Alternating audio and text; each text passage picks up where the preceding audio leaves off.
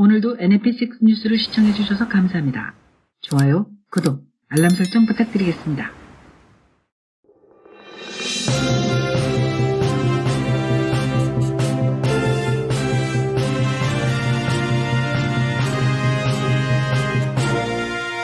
NMP6 뉴스.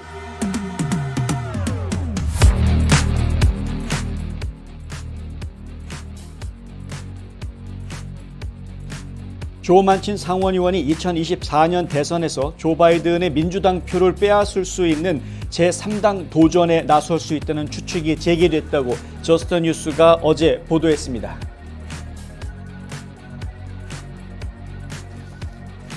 오는 11월 7일 실시될 필라델피아 제100대 시장 선거에 공화 민주 양당에서 모두 한인 혈통 후보자들이 출사표를 내 주목됩니다.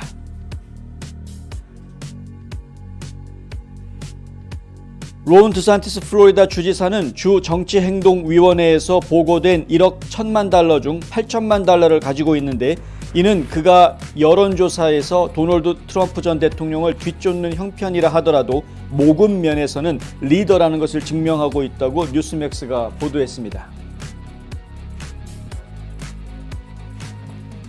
연방정부가 성전환 학생 선수의 스포츠 참여를 제한하려는 움직임에 제동을 걸었습니다. AP 블룸버그 통신에 따르면 연방교육부는 지난 목요일 공립학교나 대학이 성전환 학생이 성정체성에 맞는 스포츠팀에서 활동하는 것을 일률적으로 제한하지 못하도록 하는 정책을 추진한다고 밝혔습니다.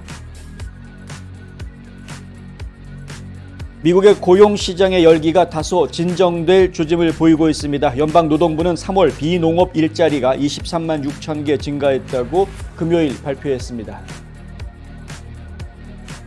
개발도상국들은 세계 기축통화로서 미국 달러에 대한 의존도를 줄이기 위해 노력하고 있으며 그중 일부는 공산주의 국가인 중국이 국제경제에서 자신의 역할을 강화함에 따라 중국 위안화로 전환하고 있다고 데일리 와이어가 어제 보도했습니다. 민주당의 주요 기부자이자 자선가인 조지 소로스의 아들 알렉산더 소로스가 사실상의 백악관 대사가 된 것으로 나타났다고 뉴욕포스트가 어제 보도했습니다. 뉴욕포스트에 따르면 알렉산더는 조 바이든 대통령이 취임한 이후 극좌 킹메이커를 대신해 최소 14번을 방문했습니다. 미국 사회가 경구용 낙태약을 정치 쟁점화하는 양상을 보이고 있는 가운데 연방법원의 엇갈린 결정으로 다시 분열되는 모습입니다. 작년 여성의 낙태권을 인정한 로데 웨이드 판결을 취소한 연방대법원의 판결 이후 진보 보수 진영의 낙태 문제를 두고 첨예한 갈등을 이어온 가운데 이번에 23년여간 쓰여온 낙태약을 돌연 금지하는 문제가 다시 반목의 골을 깊게 하고 있습니다. NMP6 뉴스 잠시 뒤에 시작하겠습니다. 탈모 샴푸, 머릿결은 포기해야 되나? 더나 플러스 모르나? 66가지 자연 유래 성분과 영양 성분으로 힘있는 모발에 세정력, 머릿결, 두피 건강까지 빠짐없이 다 잡았다. 자연을 담은 탈모 샴푸, 더나 플러스. 더나 플러스 탈모 샴푸 미주 출시 기념 특별 세일 500ml 샴푸 2통과 앰플까지 89불. 가까운 판매처에서 만나세요. 잊지마! 공석 탈모엔 더 나나나. 여러분 안녕하십니까, 홍성구 기자입니다. 조 만친 연방상원의원은 민주당 소속이기는 합니다만 하지만 본인이 속해 있는 웨스트버지니아라는 주 주민들의 특성상 좀 보수 성향에 가까운 이야기들을 많이 해왔고요. 공화당에서 주장하고 있는 내용들과 궤를 같이 하는 주장을 여러 차례 펼친 바 있습니다. 평상시에 조 바이든 대통령과도 강한 친분을 드러내고 있기는 하지만은 몇몇 정책에서 결정적으로 조 바이든 대통령의 정책이 추진되는데 걸림돌이 된다라는 지적도 받아왔던 인물입니다. 그런데 이번에는 아예 2024년 대통령 선거에 조 만친 상원의원이 후보로 출마할 수 있다라는 이야기도 나옵니다. 그런데 민주당 후보로 출마하는 것이 아니라 무소속 후보로 출마할 가능성이 있다라는 이야기가 나오고 있어서 주목받고 있습니다. 익명을 요구한 한 고문이 조 바이든은 너무 왼쪽으로 갔다. 그리고 때때로 크리스틴 시네마 상원의원이 가끔 합류하는 경우를 제외하고는 상원에서 만친 상원의원이 혼자만 있는 것처럼 보일 때가 있다라고 이야기를 했다고 합니다. 조 바이든 대통령이 되고 나자마자 급진 좌파 성향의 정책들을 마구 펼쳐대는 것을 저희가 보았고요. 그것이 사실 미국을 상당히 힘들게 만들었고 국제 정세를 어지럽히고 있는 모습을 보아왔습니다.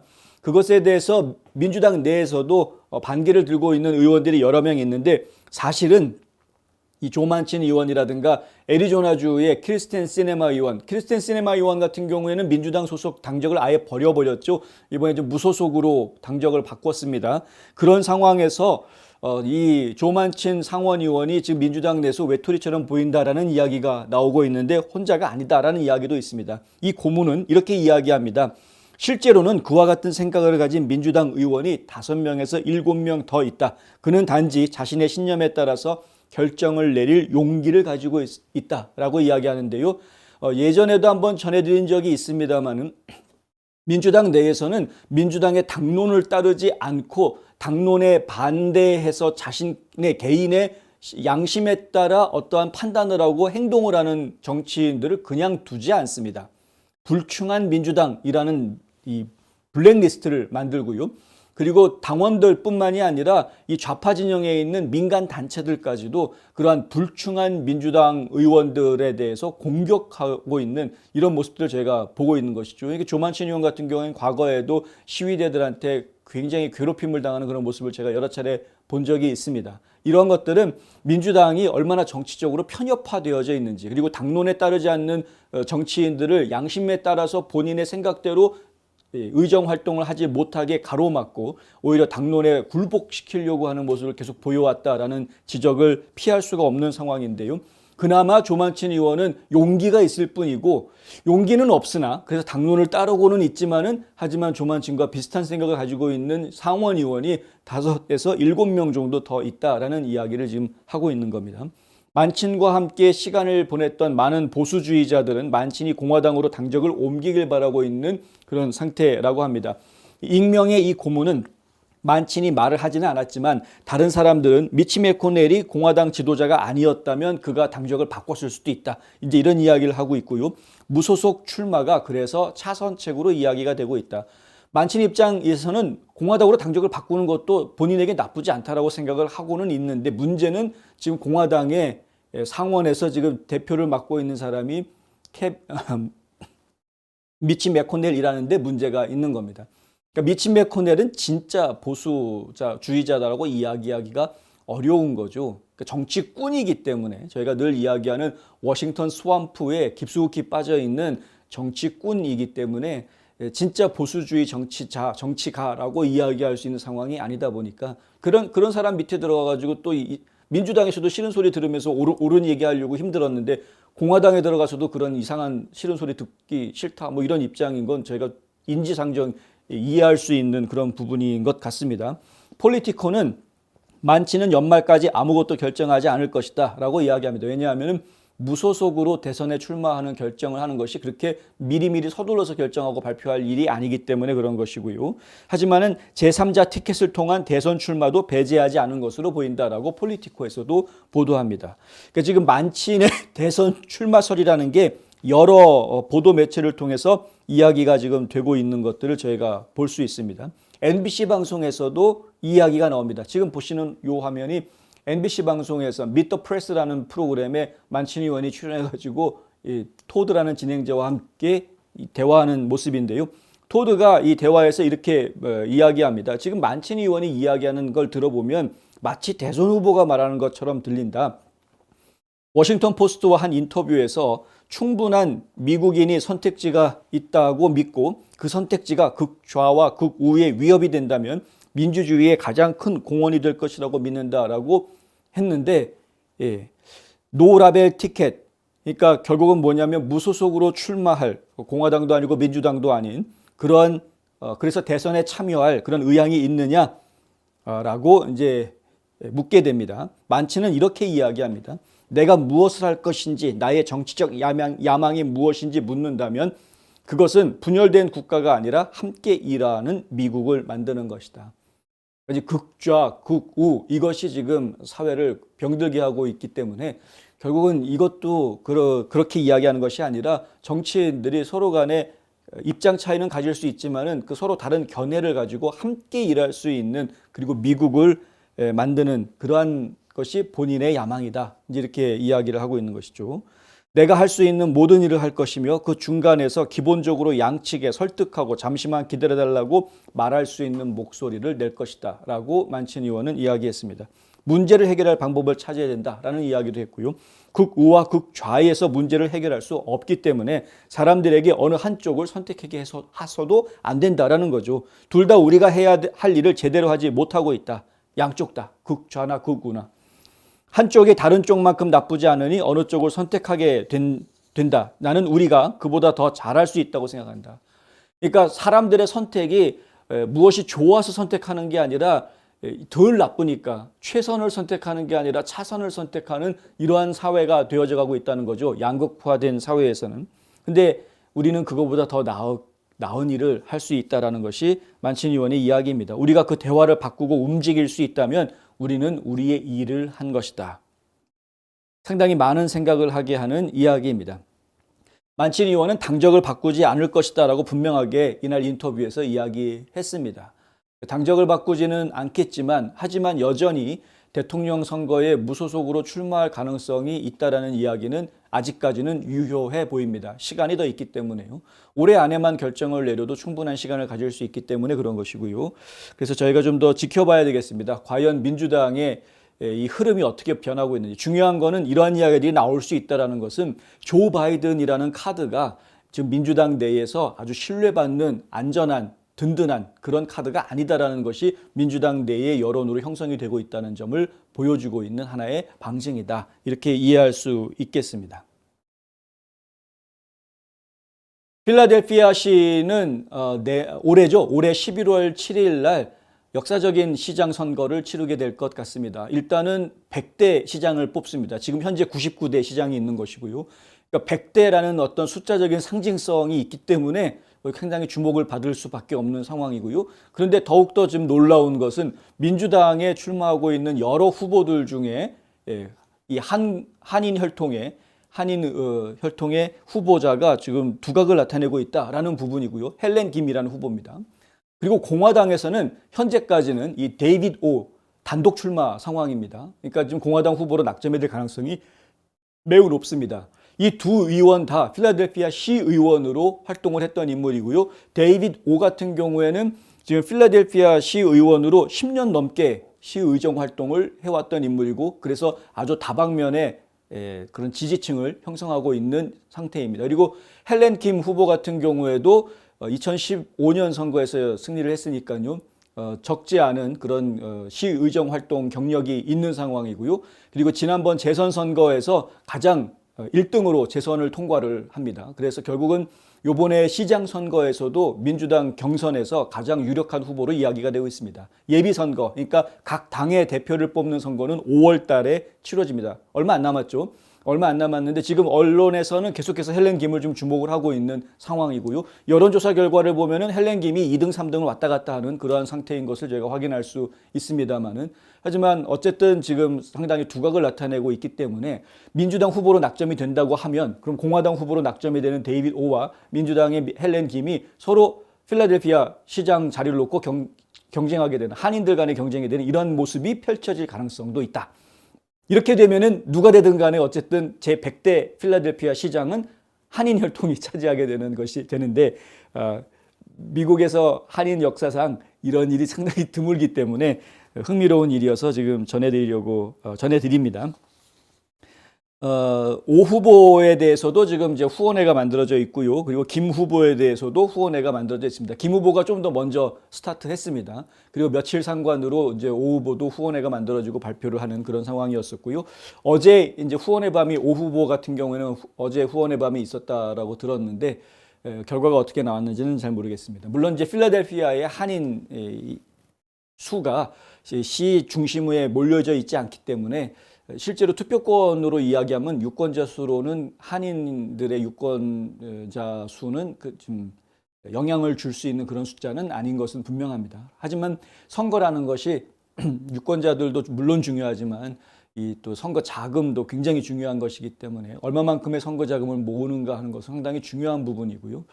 그렇기 때문에 한인들이 그런 면에서는 오히려 도와줄 수 있는 부분이 있지 않을까. 더군다나 이제 이런 상황이 펼쳐질 수 있다면 필라델피아 시장이 민주당이 됐건 공화당이 됐건 한인이 될 가능성이 높다라는 이러한 상황에서는 전국적으로 오히려 한번 좀 도움을 줄 수 있는 것도 아닐까라는 생각이 들어서 한번 소개를 해드렸습니다. 누가 됐든 간에 하여튼 좋은 의정을 펼쳐주기를 저희는 바라고요. 하지만은 지금 이제 여러 면으로 보았을 때 헬렌 김 의원 같은 경우에는 굉장히 급진 좌파 성향의 발언들을 쏟아냈던 것을 제가 지금 보았기 때문에 저희 뉴스 앤 포스트 입장에서는 사실 데이비드 후보가 좀 더 두각을 나타냈으면 하는 그런 바람이 있긴 합니다. 문제는 뭐냐면 필라델피아의 이 지금 유권자 구성 자체가 민주당한테 일방적으로 유리하게 그렇게 지금 구성이 되어져 데모그래피 자체가 그렇기 때문에 과연 공화당 후보가 필라델피아 시장이 될 수 있겠느냐 하는 의문이 제기되고 있는 상황이긴 합니다. 그것에 대해서 오 후보는 뭐라고 이야기를 하냐 하면은요. 지금까지 필라델피아 시장 선거는 진정한 공화당 후보가 없는 민주당이 주도하는 일방적인 선거를 해왔었다. 사실상 5월 예비선거가 늘 시장 선거의 끝이다. 5월 달에 예비선거 해가지고 민주당 후보가 누가 되냐 그럼 그 사람이 시장된다. 이런 식의 분위기였다라는 것이죠. 그나마 공화당 후보로 나오는 사람들은 보통 민주당 소속이었다가 민주당에 나와봤자 안 될 것 같으니까 공화당으로 당적 옮겨서 나오는 이런 경우들이 있었다라는 거고요. 유명세가 없는 후보도 많았고 혹시나 하는 기회를 엿보는 후보들도 많았다 하는 겁니다. 진정한 정당 대표로서 선거를 하게 된 것은 올해가 약 20년 만에 처음이다. 그 때문에 진정한 보수주의자로서의 공화당 후보다운 후보가 나오는 것이 20년 만의 일이기 때문에 승산이 있다. 시민들은 그 사람이 공화당이냐 민주당이냐보다는 이 사람이 시장감이냐 아니냐를 더 볼 것이다. 이게 이제 데이비드 오 후보 측의 주장입니다. 그 주장이 맞기를 기대해 보겠습니다. 요즘 건물 사야 된다는데 커머셜 전문 브로커 누가 좋지? 안드라스 부동산이지. 미국 모든 주에서 매매가 가능하다고. 쇼핑몰, 리테일, 오피스 빌딩, 호텔, 웨어하우스. 누구라고? 유튜브에 안드라스 윤 쳐봐. 이제는 철저히 준비된 전문성만이 수익성을 창출하는 시대입니다. 저 안드라스 투자에 대한 답을 드리겠습니다. 안드라스 커머셜.com에 더 많은 정보가 있습니다. 안드라스 부동산 770-802-0688. 네. 론 드산티스 플로리다 주지사가 아직 공식 발표를 하지 않았음에도 불구하고 여전히 계속해서 2024년 대통령 선거에 출마를 할 가능성이 크다라는 이야기가 계속 나오고 있는 상황입니다. 실제로 선거 캠프를 운영하면서 가장 중요한 부분으로 이야기되는 것이 선거 자금이 얼마만큼 모이느냐 하는 건데요. 정치 후원금을 얼마를 걷어들이느냐. 그런데 이 드산티스 주지사가 지금 이제 신고한 내역을 보면은 약 1억 1천만 달러, 엄청난 자금을 모아들였습니다. 1억 달러가 넘는 정도의 자금을 모았다라는 것은 대선 출마하기에 충분한 밑거름이 되어줄 수 있는 숫자입니다. 트럼프 전 대통령도 이렇게 쉽게 1억 넘기지 않았습니다. 그렇기 때문에 드산티스 주지사가 대선에 나올 가능성이 높다라는 점은 이런 점에서도 드러나고 있고요. 최근 들어서 각 지역을 돌아다니면서 전국 각지에서 강연을 하고 있는 모습들을 보고 있기 때문에 전국구로서의 이 보폭을 넓히고 있는 모습은 결국 대선을 준비하는 모습이다라는 이야기도 계속 나오고 있습니다. 그런데 지금 암초에 걸릴 것 같다라는 이야기가 나오는데요. 뭐냐 하면은 1억 1천만 달러라는 엄청난 선거 자금을 모아들인 것이 거의 대부분 주정부에 등록되어져 있는, 주에 등록되어져 있는 팩, 그러니까 이 Friends of Ron DeSantis라는 팩에서 걷어들인 돈이라는 겁니다. 8천만 달러가 이쪽에서 걷어들인 돈이라고 하고요. 그러니까 주 선거를 위한 겁니다. 이거는. 연방 선거를 할 수 있는 전국적인 규모의 슈퍼팩인 Never Back Down, 이것도 이제 드산티스를 지지하는 슈퍼팩인데 이 Never Back Down이라는 슈퍼팩은 지금 3천만 달러 정도를 모아놓은 상태라고 합니다. 이게 왜 문제가 되냐면은요, 주에서 활동하고 있는 주 선거를 위한 슈퍼팩, 아무리 슈퍼팩이라고 해봐도 주지사 선거를 지원하는 데는 이것이 쓰일 수 있지만은 대통령 선거에, 연방 선거에는 이 돈이 쓰이기가 어렵다라는 지적이 지금 나오고 있기 때문에 그렇습니다. 선거법상 그렇습니다. 기부를 한 사람들의 목적이 주 내에서 치러지는 선거에 기부한다라는 목적으로 낸 돈이라고 해석이 되는 것이죠. 반면에 이제 연방 선거에서 쓸 수 있는 돈을 모으는 이 네버 백 다운 팩 같은 경우, 진짜 슈퍼팩인데 이런 슈퍼팩 같은 경우에는 3천만 달러밖에 모으지 못했기 때문에 결국은 이것은 대통령 선거를 치르기에는 좀 부족한 것이 아니냐, 이런 이야기가 나오고 있습니다. 그러면은 어차피 드산티스를 지지하라고 준 돈인데 이 Friends of Ron DeSantis라는 팩에서 이 네버 백 다운 쪽에다가 아예 돈을 지원을 해주는 방법은 없겠느냐, 이런 이야기들이 또 나왔었는데요. 뉴욕 타임즈가 이 부분을 집요하게 인터뷰하고 분석을 해봤는데 결론은 안 된답니다. 연방법을 어기는 것이다. 연방선거위원회가 이런 일이 벌어지도록 가만히 있지 않을 것이다 라는 게 결론입니다. 그렇게 보면은 지금 일단 강한 암초에 걸려 있기 때문에 드산티스 주지사 입장에서는 대통령 선거 출마하기가 좀 뻘쭘해지는 그런 상황이 될 수도 있겠죠. 그리고 최근에 트럼프 전 대통령이 기소를 당하면서 갑자기 후원금들이 마구 몰려 들어오는 상황을 보고 있습니다. 기소된 이후에 지금까지 며칠 안 되는 사이에 1,200만 달러가 모금이 됐다라는 보도가 나왔습니다. 이렇게 며칠 사이에 엄청난 거액이 모일 수 있다라는 것은 트럼프 대통령에 대한 집중도가 높아지는, 이 지지율이라든가 지지도가 높아지는 것이기 때문에 드산티스 주지사 입장에서는 지금 출마를 꺼릴 수밖에 없는 또 하나의 이유가 되어주고 있는 것이고요. 공화당 내에서 특별히 마가 유권자들 사이에서 드산티스 주지사는 지금 받아서는 안 될 돈들을 받았다라는 지적들도 나오고 있습니다. 예를 들면 뭐 좌파 쪽에 돈을 받았다라든가 아니면 라이노들의 돈을 받았다라든가 이런 것들이 이제 다 드러났다는 거죠. 돈을 주는데 안 받을 수도 없고 거절하기도 어려운데 하여간 받은 액수가 적지도 않고, 그래서 결국에는 지금 순수성이 의심된다. 과연 진짜 보수주의자로서 강한 정치를 할 수 있겠느냐라는 의혹도 지금 받고 있는 상황이기 때문에 공화당 안팎으로 계속해서 지금 공격을 당하고 있는 그런 상황에 처해져 있습니다. 그래서 지금 드산티스 주지사가 과연 대선에 출마할 수 있을지에 대해서는 시간을 좀 더 두고 봐야 하겠지만 아직까지는 시간이 있으니까요. 하지만은 지금 현재 상황으로는 가능성이 더 떨어져 가고 있는 그런 모습을 좀 보여주고 있다. 지금 화면에 보시는 분은 미구엘 카르도나 그 연방교육부 장관입니다. 근데 이 연방교육부에서 성전환 학생 선수들이 스포츠에 참여할 수 있게, 그러니까 원래 태어날 때는 남자로 태어났지만은 성전환을 해서 자기가 트랜스 여성이라고 주장하는 선수들이 여성 선수 경기에 참여할 수 있게 하는 이러한 것을 보장해 주도록 하는 방법을 지금 추진한다라는 이야기입니다. 이거 연방교육부 차원에서 하는 겁니다. 왜 이런 활동들이 벌어졌느냐? 로 vs 웨이드 판례가 나온 이후에 각 주별로 이 부분에 대해서 지금 집중적으로 이야기가 되기 시작을 했습니다. 특별히 그 부모들의 학교 참여 권리, 학부모들의 권리를 인정해 주는 그러한 법안들이 나오면서 이 트랜스젠더들에 대한 처우 문제도 도마 위에 같이 올라가게 됐고요. 그러면서 트랜스젠더 학생들이 이 여성 선수와 경쟁하는 것은 이건 불공정하다는 거죠. 신체적인 구조 자체가 다른데, 이 골격 자체가 다른데, 그런데 어떻게 여성 선수들하고 이제 경쟁을 하느냐? 이 어떤 정신 나간 사람들은 이 남자로 태어나면 여자보다 신체적으로 더 유리하다라고 이야기하는 건 선입견이다라고 희한한 소리를 했는데, 왜 그런 희한한 소리를 했는지는 모르겠으나, 말도 안 되는 소리를 지금 막 하고 있는 것이죠.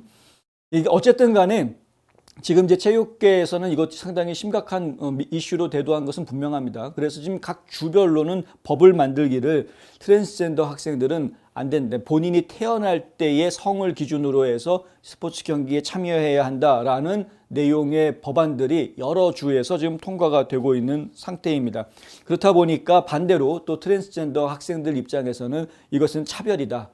이게 성에 대한 차별이다 해가지고 지금 억울함을 호소하고 있는 이런 상황이고요. 지금 급기야는 급진 좌파 정부가 이 문제에 이제 나서서 성평등을 부르짖고 있는 뭐 이런 상황이 돼버린 겁니다.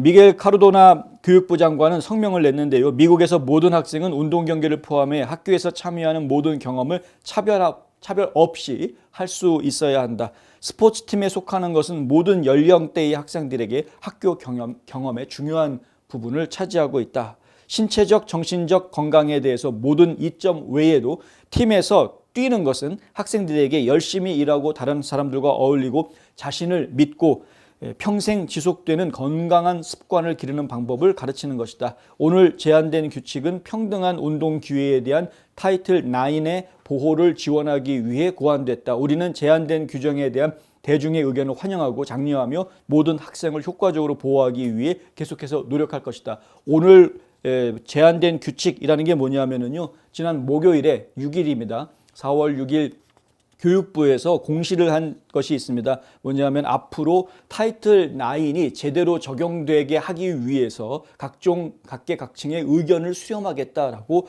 발표를 했습니다. 이 규칙 제정 제안 통지라는 것을 한 것인데요. 뭐냐면은 앞으로 30일 동안 여론 수렴 기간을 거쳐서 이 여론 수렴 기간 동안에 들어온 각종 의견들을 종합해 가지고 성차별을 금지하는 타이틀 9이라는 그 법률에 따라서 각 학교에서 성전한 학생들이 자신이 원하는 팀에서 스포츠 경기에 참여할 수 있게끔 보장해 주는 규칙을 만들겠다. 연방 차원의 규칙을 만들겠다라는 겁니다. 이렇게 되면은 성전한 한 학생들이 지금 근데 이게 뭐냐면은 트랜스젠더라는 표현을 한국말로 성전환이라고 바로 직역하는 것은 좀 곤란할 것 같습니다. 왜냐하면 성전환 그러면은 마치 성전환 수술까지 받은 것으로 우리가 이해하기 쉬운데 트랜스젠더라는 표현은 그런 게 전혀 아니거든요.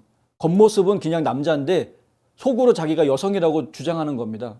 나는 여성이다. 겉은 남자지만 나는 속이 여성이기 때문에 이렇게 주장하는 것이기 때문에 그래서 제가 흔히 뉴스하면서 말씀드리면 덜렁덜렁이라는 표현을 자꾸 쓰는데 덜렁덜렁하고서는 샤워실도 막 여자들이 있는 샤워실 같이 들어가고 덜렁덜렁하면서 라카룸도 같이 막 들어가고 그래가지고 막 여학생들이 깜짝 놀라고 이런 매우 불편해하는 이런 상황들이 자꾸 나오고 있어서 이제 불만이 쌓였던 것이었고요. 그 쌓였던 불만들이 터졌던 거였는데 그래서 지금 주정부들이 주의회들이 움직여서 법들을 만들어가지고 법을 통과시켰는데 그것을 각 주가 만든 법을 무력화하기 위해서 또 연방교육부는 이제 성평등 규칙을 만들겠다. 이게 이렇게 나오고 있는 그런 상황이다. 공화당 의원들은 자신이 정권을 잡은 주에서는 자신들의 정책을 수립할 권리가 있다고 주장을 하고 있습니다. 사실입니다. 권리가 있습니다. 그리고 성전환 선수가 태어날 때부터 여성인 선수보다 경쟁에서 유리하다. 당연하죠. 성전환 선수의 참여가 불공정하다는 지적도 계속해서 제기됩니다. 이거는 당연한 이야기입니다. 기록이 다 깨지지 않았습니까? 수영 선수 하나, 토마스가 남성팀에서 뛸 때에는 그냥 그랬던 선수였는데 성전환 트랜스젠더라고 한다면서 수술 받은 거 아닙니다. 그런데 트랜스젠더라고 하고서는 여성팀에서 운동을 호르몬 치료만 받고 좀 뛰는 건데 그렇게 하고서는 기록을 다 바꿨습니다. 미국 기록을 다 바꿨습니다. 다 나가는 데마다 1등하고 그런 걸 보여주고 있는데도 불구하고 지금 남자로 태어나서 선수 생활하는 것이 여자로 태어나서 선수 생활하는 거에 비해서 신체적으로 유리한 게 아니다라고 주장한다라는 건 전 도대체가 이해가 안 돼요. 눈이 없는 건지 귀가 없는 건지 이해가 안 된다. 어쨌든 굉장히 많은 주들이 지금 트랜스젠더가 태어날 때 성과 다른 스포츠 경기에 참여하지 못하도록 규정하고 있는 것을 연방정부가 깨려고 하는 것은 매우 불편한 현실을 우리가 지금 보고 있는 문제입니다. 이것을 과연 성평등이라는 차원에서 접근하는 것이 맞는 것인지 다시 한번 생각하게 만든다. 저희는 여러 차례 강조하지만요. 성평등은 남녀평등이 성평등입니다. 성취향 평등이 아닙니다. 지금 트랜스젠더들은 미안하지만 성적 취향입니다. 성적 지향. 특히 LGBTQ는 더더군다나 그렇습니다. 성적 지향일 뿐입니다. 근데 이 성적 지향을 가지고 성 정체성을 가지고 성별, 젠더라고 이야기하는 것은 저희는 반대입니다. 이것은 불가능한 이야기이다. 우리 한인들의 정체는 무엇입니까? 우리가 자손들과 살아갈 땅임에도 불구하고 언젠가는 떠날 방문객처럼 살지는 않습니까? 우리는 이방인이 아닌 이 땅의 주인이 되어야 합니다. 우리는 반드시 이 나라에서 좋은 평판을 만들어야 되는데 이 나라와 우리 이웃과 우리 지역에서 도움이 되는 사람들로 부각이 되어야 됩니다. 좋은 이웃되기 운동이 여러분 곁에서 함께합니다. 예, 3월 달에 일자리가 23만 6천 개 늘어났다라는 이제 지표가 나왔습니다. 원래 전문가들이 예상했던 거는 23만 개 늘어날 거다라고 예상을 했었는데 예상했던 것보다 일자리가 더 많이 늘어난 것이고요. 그리고 지금 실업률도 원래 전문가들은 3.6%를 예상을 했는데 하지만은 실제 실업률은 3.5%로 집계가 됐습니다. 그러니까 실업률은 줄어들고 일자리는 늘어난 그런 모습을 보여주고 있는 거죠. 지금 이제 시간당 인건비 같은 경우에도 전문가들은 4.3% 올라갈 거다라고 했는데 시간당 인건비는 4.2% 올라가는 모습을 보여줍니다. 그러니까 인건비 상승은 지금 전문가들이 예상했던 것보다 조금 줄어드는 그런 모습을 보여주는 것이죠. 근데 좌파 언론들은 지금 전부 다 이 부분을 가지고 이야기를 합니다. 그러니까 인건비가 오히려 성장세가 둔화되고 있다. 인건비가 성장세가 둔화된다라는 것은 고용시장이 좀 안정화되어가는 그런 모습을 보여주는 것 아니냐, 이 열기가 지금 식는 것 아니냐 이렇게 이해하려고 하는 그런 보도들을 내놓고 있습니다. 그런데 0.1% 예상보다 적게 나온 거 가지고 너무 좀 그런 거 아니냐, 더군다나 4.3, 4점인데. 그리고 또 하나 문제되는 것은 결국은 이것이 인플레이션보다는 여전히 낮은 숫자라는 부분도 저희가 계속 생각을 해봐야 되는 부분이고요. 하지만 이 부분, 그러니까 일자리가 더 늘어나고 지금 실업률이 줄어들고 있는 부분, 3.5%라는 실업률은 정말 역대 가장 낮은 실업률이기 때문에 이러한 그 낮은 실업률이 유지가 된다는 것은 여전히 고용시장이 지금 뜨거운 상황이다 이렇게 이해할 수 있는 부분이고요. 많은 사람들이 나와서 일하고 있는 거니까요. 실업률이 없다라는 것은 많은 사람이 나와서 일을 하고 인건비는 계속 오르고 있는 상황이고 그러니까 결국에는 주머니가 계속 쌓이게 되고 이 돈은 결국은 필요에 따라서 쓰이게 되고 수요가 줄어들지 않는다라는 결론이 나오게 됩니다. 지출이 줄어들지 않고 수요가 줄어들지 않으면 인플레이션을 내리기는 어려워지는 것이죠. 연준의 입장에서는 이건 이자를 올려야 되는 지금 기준금리를 더 올려야 하는 이유가 되어주는 것밖에는 안 된다. 계속해서 경기 압박이 진행이 될 것이다 라고 지금 예상할 수 있는 부분이고요. 앞으로 좀 어려운 상황이 올 것이다 라는 예측이 점점 더 다가오고 있는, 언제가 될지 모르겠습니다만은 지금 이제 경기 침체가 분명히 우리에게 다가올 날이 조만간에 있을 것 같습니다. 한편 이제 전 세계적으로는 달러를 사용하지 않고 중국의 위환화를 사용하려는 움직임들이 계속해서 포착이 되고 있습니다. 개발도상국들이 세계 기축통화로서의 달러의 위상을 저버리고 이제는 중국의 위환화를 이용을 해서 결제하려는 모습을 보여주는 것인데, 왜냐하면 달러가 없기 때문인 거죠. 그러니까 달러가 떨어지면 예전에는 IMF 구제금융을 한다거나 세계은행에서 돈을 빌린다거나 아니면 미국의 차관을 빌린 이런 식으로 갔어야 하는 건데 그렇게 하지를 않고 중국의 기대에는, 그러니까 중국에서 돈을 막 꿔준다 이렇게 된 겁니다. 근데 중국이 지금 이런 개발도상국들한테 돈을 빌려주고 중국 돈으로 결제를 해주고 하는 것들이 과연 중국이 건강한 경제 구조를 가지고 있는 상태에서 그렇게 하는 것이냐 아니냐, 이 부분에 대해서 지금 논란들이 있습니다. 저희가 나중에 최대한 빠른 시간 안에 이 분야의 전문가를 좀 섭외해서 얘기를 좀 전해드리려고 하는데요. 이 심각한 부분이 될 수 있습니다. 지금 이제 미국이 국제사회에서 점점 그 위상을 잃어가고 있는 상황에서 중국과 러시아를 중심으로 해가지고 이 공산 진영들이 다시 뭉치는 모습을 보여주고 있고, 여기에서 특별히 경제력을 중국이 지금 내세우면서 중국의 위환화가 기축통화가 될 수 있게끔 하기 위한 노력들을 지금 하고 있는 거죠. 이미 그 노력은 예전부터 진행이 되어져 왔기 때문에 어느 정도 되어져 있습니다. 달러가 어느 정도까지 위험하냐 하면 불과 한 20년 전만 해도 달러 외에는 안 될 정도로 유일한 국제통화 기축통화였었는데 지금은 뭐 유로화도 쓰이고 있고 위안화도 쓰이고 있고 엔화도 쓰이고 있고 여러 나라 통화들이 지금 달러를 대체해서 사용되고 있는 상황입니다. 이미.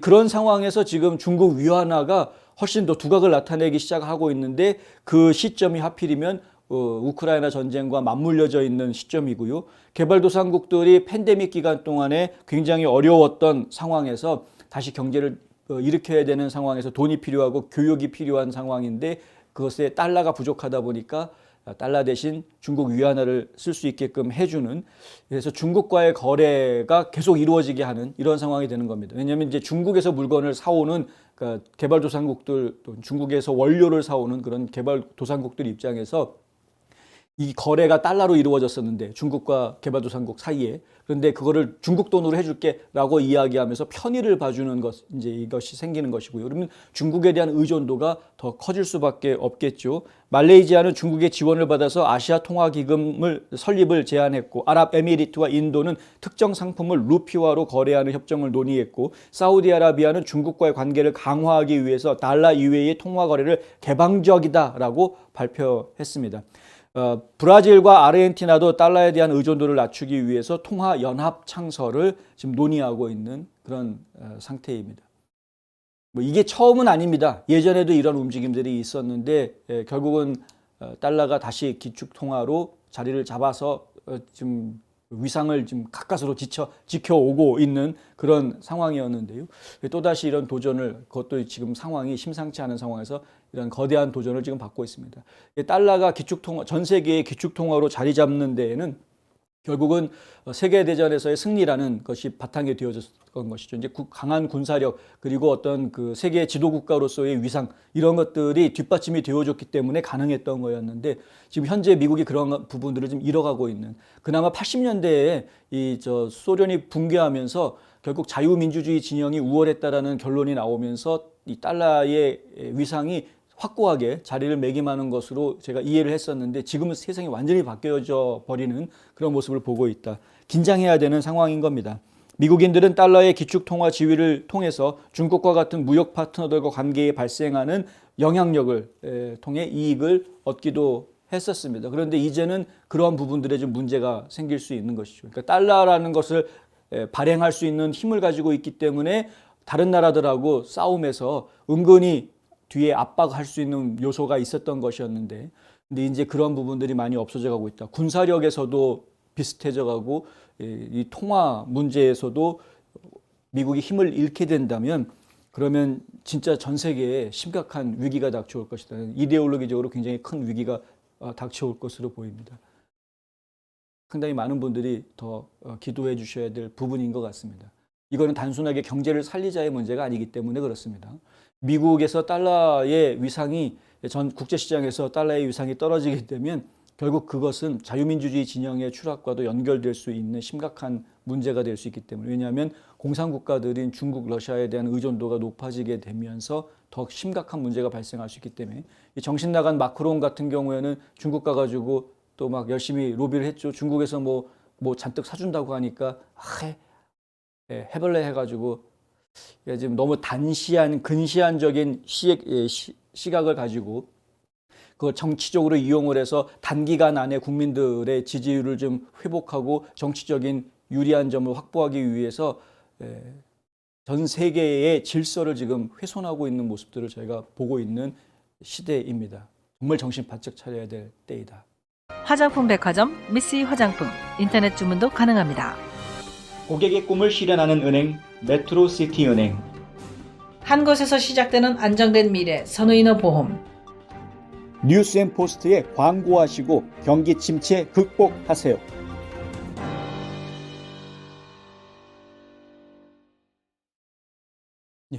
지금 화면에 보시는 이 인물 지금 펠로시하고도 같이 사진을 찍고 있고 조지 소로스하고 같이 사진을 찍고 있고 또 척 슈머하고도 사진을 찍고 있죠. 조지 소로스의 아들 알렉산더 소로스입니다. 알렉산더 소로스가 조 바이든이 대통령이 돼서 백악관에 입성한 이후에 지금까지 최소 14번을 백악관을 들락거렸다라는 이야기가 나와 있습니다. 한두 달에 한 번씩은 꼭 백악관에 갔다는 이야기이고요. 그 백악관에 가가지고 만난 사람들도 심상치는 않습니다. 예를 들면은 스티브 리셰티 백악관 변호사의 보좌관 마리아나 어데임을 만났고요. 그리고 국가안보 차관보 조나단 파이너와도 여러 차례 만나는 모습을 보였습니다. 또 킴벌리 랭이라는 그 국가안보 보좌관의 수석 보좌관도 만남을 가졌고요. 이러한 여러 사람들과 특히 이제 또 론 클라인 전 백악관 비서실장의 고문인 니나 스리바스타바라는 사람도 지금 만나는 모습을 보여주고 있습니다.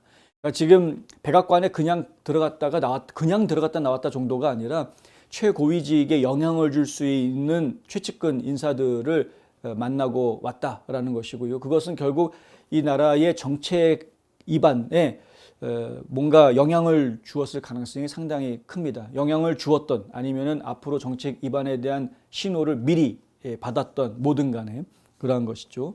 지금 이제 알렉산더 소로스 같은 경우에는 조지 소로스가 지금 워낙 나이가 많기 때문에 이제 모든 것을 다 물려주려고 하는 그러한 상황이고요. 가장 조지 소로스가 만든 여러 가지 비영리 단체들이 있습니다만 그 중에 가장 대표적인 게 오픈 소사이어티인데 지금 오픈 소사이어티 같은 경우도 대표를 지금 알렉산더 소로스로 해놓은 상황입니다. 여러 개의 비영리 단체들의 대표를 이끌고 있고요. 이 오픈 소사이어티는 아시는 분들은 다 아시지만은 급진좌파 정책들을 펼치고 있는 여러 기관들, 단체들한테 돈을 후원을 하는데 한두 푼 하고 있는 게 아닙니다. 굉장히 많습니다. 1984년 이후로 전 세계적으로 320억 달러 이상을 지금 지급을 하고 있다라는 이제 집계가 나와 있습니다. 엄청난 돈들을 좌파 정치인들한테 풀고 있고 좌파 단체들한테 풀고 있습니다. 그래서 이런 좌익 영향력을 계속해서 유지하고 있는 상황이죠. 그래서 지금 킹메이커다라는 이야기가 붙어 있는 것이고요. 조지 소로스를 킹메이커라고 부른다면 알렉산더는 지금 이제 새로운 킹메이커다. 이제 이렇게 이야기가 되고 있는 그런 상황입니다. 조지 소로스는 최근 도널드 트럼프 전 대통령에 대한 수사를 주도하고 있는 엘빈 브래그 뉴욕 지방검사를 지지하는 팩을 후원한 것으로도 알려져 있습니다. 이후 그를 트럼프 전 대통령이 현재 직면하고 있는 법적 문제와 연관지어서 보수주의자들의 반발을 사고 있는 상황이죠. 그러니까 브래그 검사를 이야기할 때 소로스한테 돈 받은 놈 이런 이제 비판들이 나오고 있는데 소로스는 나 그런 적 없는데 라고 이야기하지만 근거가 다 나와 있기 때문에 거짓말할 필요는 없는 거겠죠. 그리고 세인트루이스, 시카고, 로스앤젤레스, 필라델피아 등 주요 도시에서 선거에서 승리한 소위 진보적 검사장들을 지지해왔습니다. 이렇게 지방검사들을 갖다가 선출하는 선거에 민주당 쪽으로 밑자금을 댔던 조직이 있습니다. 그 조직에 돈을 기부를 한 것이 있고요. 소로스가 기부한다 그러면은 또 다른 사람들이 주르르 따라서 기부하기 때문에 소로스 본인이 낸 돈은 아주 큰 부분을 차지하고 있지는 않더라도 따라서 돈을 내주는 다른 좌파 기부가들이 소로스의 움직임에 따라서 움직이는 그런 모습들을 보여주고 있기 때문에 결국은 그 자금력이 상당한 자금력이 되고요. 검사뿐만이 아니라 전국에 있는 주 법무장관 선거에서도 가능성이 있다 싶으면은 민주당 쪽 주 법무장관들을 지원하는 그러한 또 조직을 만들어서 그 조직에 또 펀드레이징을 해가지고 이렇게 밀어주고 있는 가장 대표적인 게 지금 애리조나 주지사가 되어져 있는 경우입니다. 케이리 합스 같은 경우에는 애리조나 주 법무장관이 될 때 소로스 지원을 받아서 법무장관이 됐었고요. 그리고 지금 이번에는 아예 주지사까지 되는 그런 모습을 제가 보고 있습니다. 물론 비읍, 지읒, 시읒, 기억 해가지고 그렇습니다만은 하지만 어쨌든 간에 이러한 이들의 자금력이 그들 세계에서 영향력을 행사하고 있다라는 것은 이제 분명한 사실이다. 커튼 뒤의 남자 조지 소로스의 비밀 네트워크 내부라는 책을 쓴 분이 있습니다. 맷 팔룸보라는 분인데요. 이 맷 팔룸보가 조지 소로스 가문이 백악관에 얼마나 큰 영향력을 끼치고 있는지에 대해서 아주 역설하고 있습니다. 팔룸보는 뉴욕 포스트와의 인터뷰에서 이런 말을 하는데요. 2020년 대선 이후에 바이든의 인수인계팀은 소로스의 네트워크와 연계된 진보주의자들로 채워졌고 바이든의 내각에 역시 소로스 충성파들로 무장됐다. 그러니까 지금 바이든이 지금 세우고 있는 장차관들이 상당수가 이 소로스에 충성하는 그런 사람들이다. 그래서 현재 백악관의 모습은 바이든의 백악관인지 이게 소로스의 백악관인지 헷갈릴 정도다. 정치 쟁점이 돼버렸습니다. 어느 순간에 이 낙태약이 이 미소프리스톨이라는 낙태약도 그렇고요. 지금 이슈가 되고 있는 것은 바로 이 미페프리스톤인데요. 미페프리스톤이라는 약을 온라인에서 주문할 수 있게 허락해 준 것이 화근이 됐습니다. 온라인에서 주문을 하면 그걸 바로 집으로 보내주는 이런 시스템을 FDA가 허가를 해주니까 예전에는 그렇게 구할 수 있는 약이 아니었습니다. 의사를 만나야 하는 것이었고요. 의사를 만나서 처방전을 받더라도 그것도 온라인으로 하는 원격 진료가 허용이 안 되고 직접 의사를 대면해서 만나서 상담을 해야지만 이 처방전을 받을 수 있었던 것이었는데 언젠가부터 민주당이 이끄는 주들 몇몇 곳들과 그리고 지금 연방정부에서도 그런 것들 갖다가 좀 규정을 풀어주는 그래서 낙태약인데도 불구하고 이게 의사를 원격으로 상담을 해도 처방전을 받을 수, 이게 무슨 얘기냐면요, 낙태를 금지하고 있는 주의 의사들은 처방전 안 써주려고 하는데 낙태 허용해주는 주에 있는 의사한테 그냥 인터넷으로 연결해가지고 상담받고 아주 간단하게, 그리고 처방전 받을 수 있게 해주는 겁니다.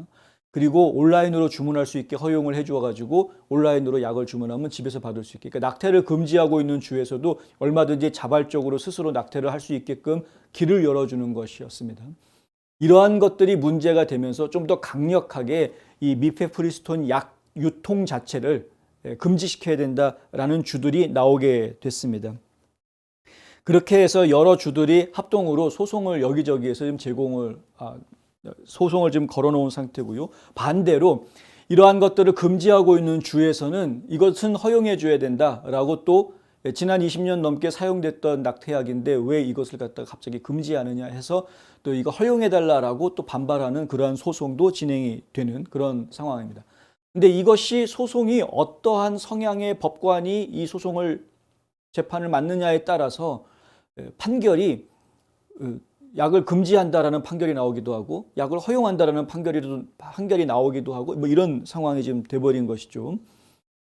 지금 이제 텍사스주 연방 법원 같은 경우에는 미국에서 시판되는 사실상 유일한 경구용 낙태약인 미페프리스톤에 대해서 FDA의 승인을 취소한다라는 결론을 내립니다. 그러니까 FDA가 이 약 쉽게 쓸 수 있게끔 승인해줬던 거 다 취소해버리겠다라고 지금 텍사스에는 그렇게 나옵니다. 그럼 텍사스에서 이 판결을 한 판사는 누구냐? 트럼프가 임명한 판사였습니다.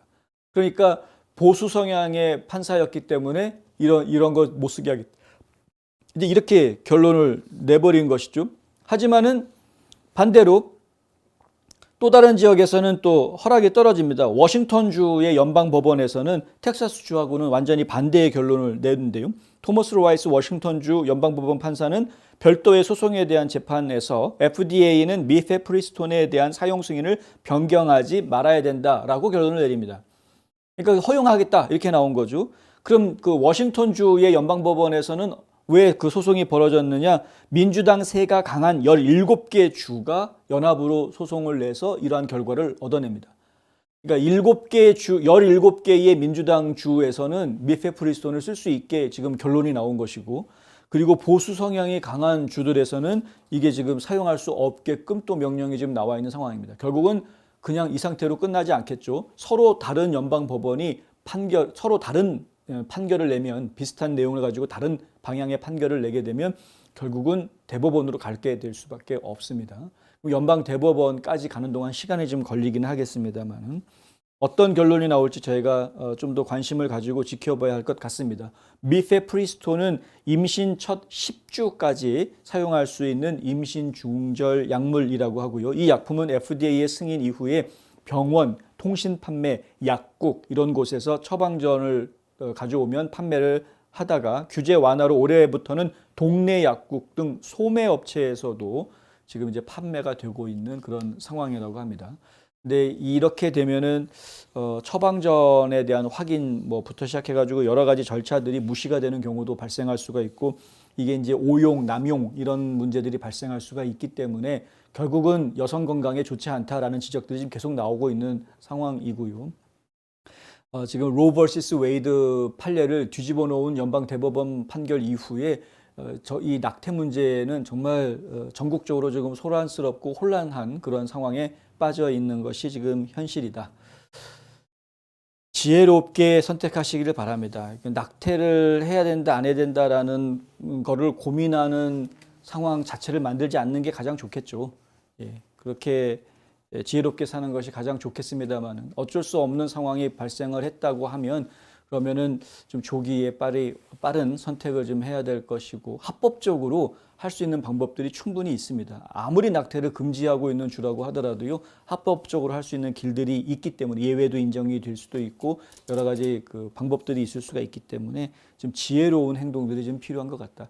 문제는 이러한 것들이 왜 하필이면 정치 쟁점이 되어지느냐. 정치적인 시각에 의해서 우리 국민들의 보건 문제인데 이 보건 문제가 왜 정치적인 문제가 되어지는지에 대해서는 상당히 안타깝다라는 거죠. 지금 이제 이게 양극화되어져 있는 사회이기 때문에 이런 문제가 더 심화되는 것입니다. 양극화된 사회가 아니라면 이게 문제가 이렇게까지 심각하게 나올 이유가 없습니다. 대화하고 합의점을 찾아내면 되는 것인데 양극화된 사회에서는 대화 자체가 지금 안 되기 때문에 이런 방향으로 좀 가고 있는 안타까운 모습을 저희가 보고 있다. 오늘 저희가 준비한 소식은 여기까지입니다. 지금 뭐 굉장히 어수선한 그런 시절을 저희가 지금 보내고 있습니다. 미국이 여러모로 국제적으로 도전받고 있고 힘든 그런 모습을 지금 저희가 보고 있는데 이럴 때일수록 그 미국을 위해서 많은 기도 좀 부탁을 드려야 되겠습니다. 오늘은 특별히 부활주일입니다. 예수님이 다시 살아났다라고 이야기하는 기독교인들의 강한 믿음을 기념하는 날입니다. 이 기독교인들이 가지고 있는 부활의 사상이라는 것은 과학적으로는 이해될 수 없는 것입니다. 하지만 기독교에 있어서는 너무나도 중요한 핵심 중의 핵심 신앙이기도 합니다. 이것을 우리가 지금 깊이 생각해 볼 필요가 있습니다. 과학적으로 입증하기 어렵다고 해서 과연 우리가 모든 버려야 되는 것들인가 하는 거죠. 그러니까 과학이 종교를 대신할 수 있는가에 대한 논란은 또 다른 말거리를 만들어낼 수 있겠습니다만은, 하지만 그것을 지키기 위해서, 그러한 신앙을 지키기 위해서 400년 전에 유럽에서 대서양을 건너 목숨 걸고 온 순례자들이 이 미국의 토대가 되어 주었다라는 것을 저희가 좀 기억할 필요가 있다. 신앙의 자유를 찾아서 온 그들, 그리고 어떤 정치적인 엇박으로부터 자신의 양심의 자유를 지키겠다라고 이 땅에서 개척자로 나선 선조들을 우리가 깊이 생각해 볼 필요가 있는 겁니다. 부활절이라는 날이 그냥 단순하게 한가위처럼 민족의 명절로 지켜지고 있는 그러한 상황에서 저희가 다시 한번 이 자유라는 것, 신앙의 자유, 이것을 한번 깊이 생각하는 하루가 되었으면 좋겠다라는 말씀 드립니다. 4월 9일 부활주일날 전해드린 NMP6 뉴스 여기까지 진행하겠습니다. 끝까지 시청해 주신 여러분 감사합니다.